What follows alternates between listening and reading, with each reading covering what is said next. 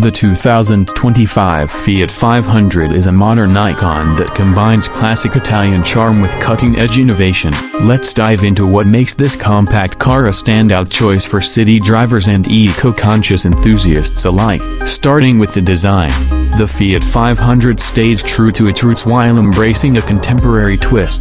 Its iconic rounded shape, bold LED headlamps, and signature front grille exude personality and style. Fiat has also introduced new vibrant color options this year, including an eye-catching pearlescent green and a chic metallic gray.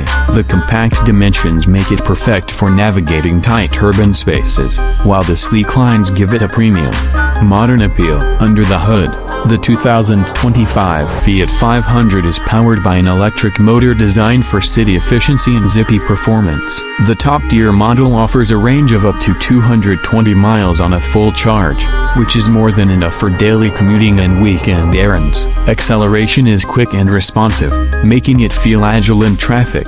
And the regenerative braking system not only enhances range but also provides smooth deceleration. It's a car that's fun to drive while being kind to the environment. Step inside, and you're greeted with a cozy yet futuristic cabin.